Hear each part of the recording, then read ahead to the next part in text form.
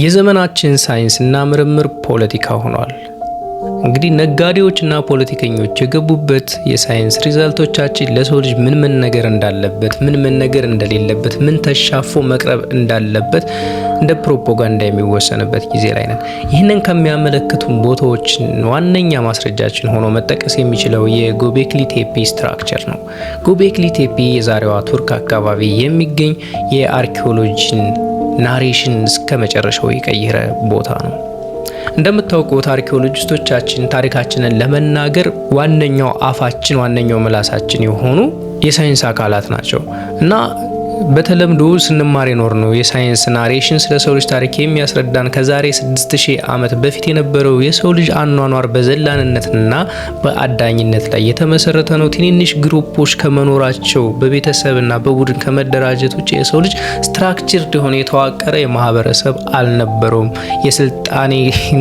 የስልጣኔን ሀሳብ፣ የጥበብን ጉዳይ የማንሳት የመመራመር አቅም ይቅርና ተሰባስቦ ግብርናን የመመስረት እንኳን ሀሳብ አልነበረውም። ገና ያኔ ኤቮሉሽን ላይ ስለነበርን እኛ ሰዎች የምንኖረው እንስሳትን እያደንን ጥራጥሬ ፍራፍሬዎችን እየለቃቀምን በዱር በገደልና እንስሳቶችን እየተከተልን በትናንሽ ድንኳኖች አሊያም በዋሻ ነበር የሚለው ናሬሽናቸውን እናውቃለን አይደለ? ሁላችንም ተምረን ያለፍንበት ጉዳይ ነው።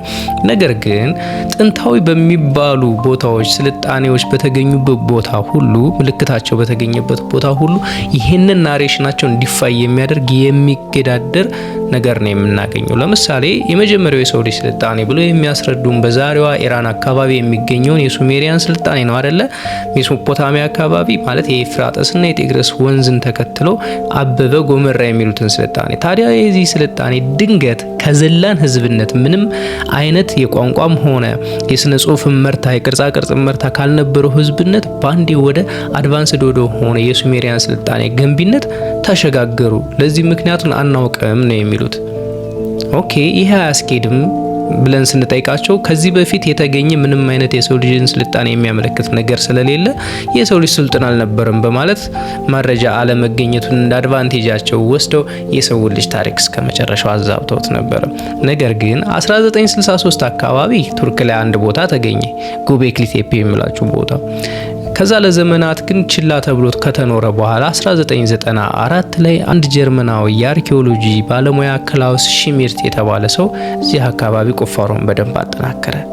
ቁፋሮ በቀጠለ ቁጥር የእስከዛሬውን የሰው ልጅ ታሪክ አረዳዳችንን እስከ መጨረሻው የሚቀይር ቦታ እንደሆነ ተረዱ ማለት ነው። ለመሆኑ ምን አግኝተው ነው የሰው ልጅ ታሪክ እስከ መጨረሻው ቀየረ ብለን የምናወራው? በታሪክ አከፋፈል መሰረት ያንገር ድራያስ ተብሎ የሚጠራ ዘመን አለ። ይሄ ያንገር ድራያስ የምንለው የዛሬ 13000 ዓመት በፊት የነበረ የንስ የሚያምነው የጥፋት ውሃ ዘመን ነው።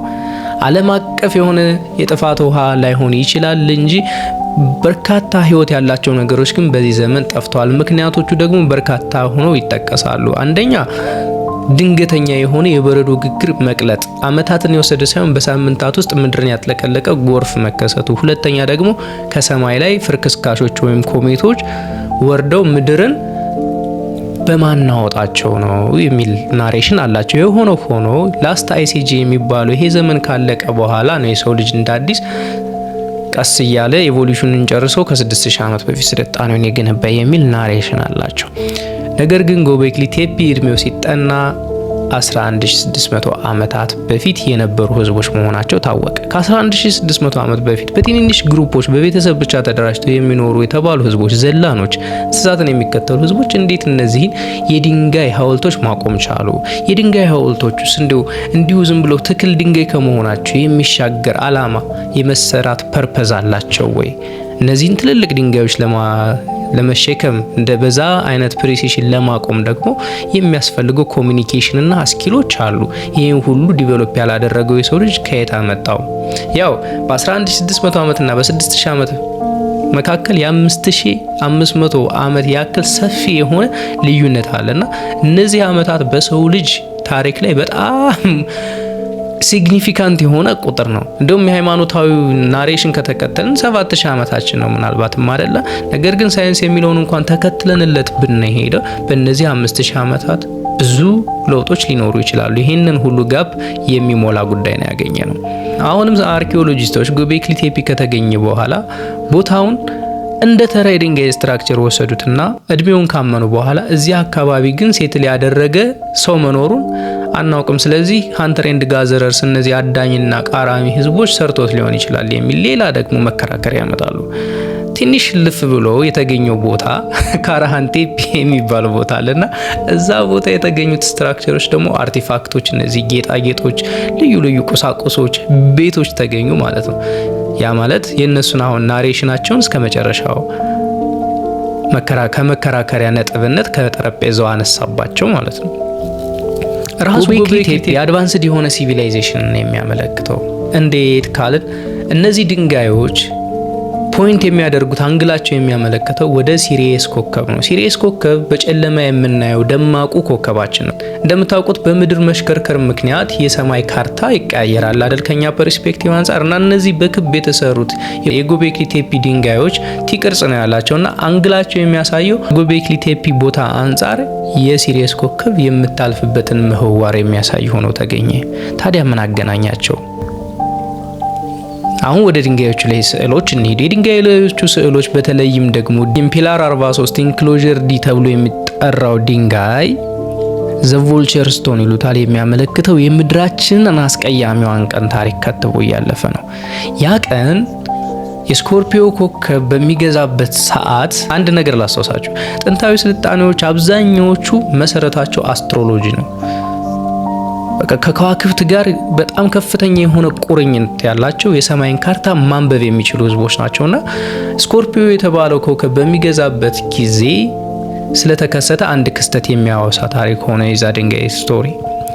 ሰዎች ደንግጠዋል፣ እንስሳቶች እየሸሹ ነው። ስኮርፒዮ በፀሐይ ትይዩ በሚሆንበት ጊዜ ሌሎች ሁሉ ኮንስታሌሽኖች ሲረግፉ አሳየ።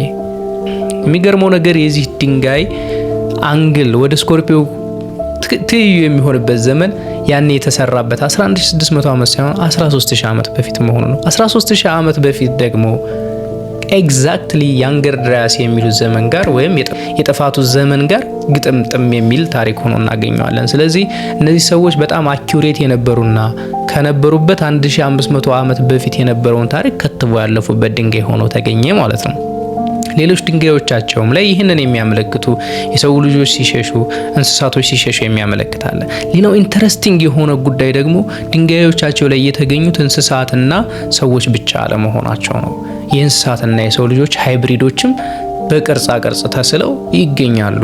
እነዚህንም የሰውና የእንስሳትን ሃይብሪድ ወይም ድቅል ፍጥረቶችም ወይም ሌላ ፍጥረታቶችንም እነሱ ጋር ብቻ ሳይሆን ሁሉም በሚባል ደረጃ ከሁሉም ሃይማኖቶችና ስልጣኔዎች ጋር ተያይዞ ያገኙ ጉዳዮች ናቸው ማለት ነው።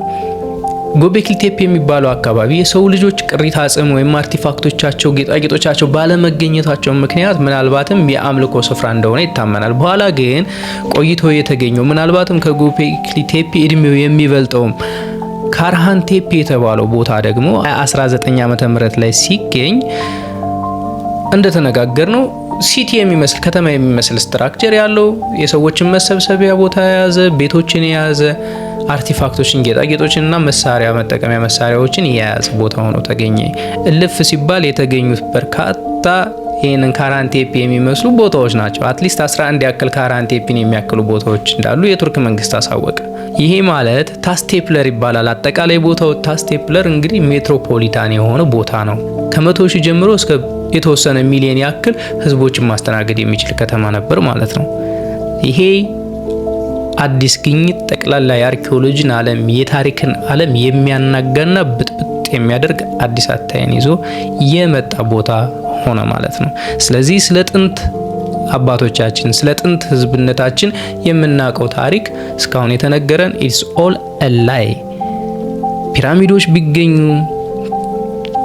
ልዩ ልዩ መሳሪያዎች ቢገኙ፣ ታሪኮች ቢገኙ፣ ትውፊቶቻችን፣ ተረቶቻችን የሚነግሩን ስቶሪ ሌላ ቢሆን እንኳን ሂስትሪ ግን አሮጋንት በመሆኑ አርኪኦሎጂስቶች በጣም ግትሮች በመሆኑ ሌላ ፖሲቢሊቲን መቀበል ባለመፈለጋቸው ብቻ እውነቱን ሀቁን አይኔን ግንባር ያደርገው በማለት ሲክዱ ኖረዋል ማለት ነው። ለዛ ነው ከሜንስትሪም ሳይንስና አርኪኦሎጂ ወጣ ብለን እንደዚህ አይነት እንግዳ የሆኑ ነገሮችን መወያየት የመረጥ ነው። ለዛሬ ጎቤክሊ ቴፒን ትንሽ ላስመልክታችሁ ብዬ ነው። በሰፊው እንመለስበታለን። አመሰግናለሁ።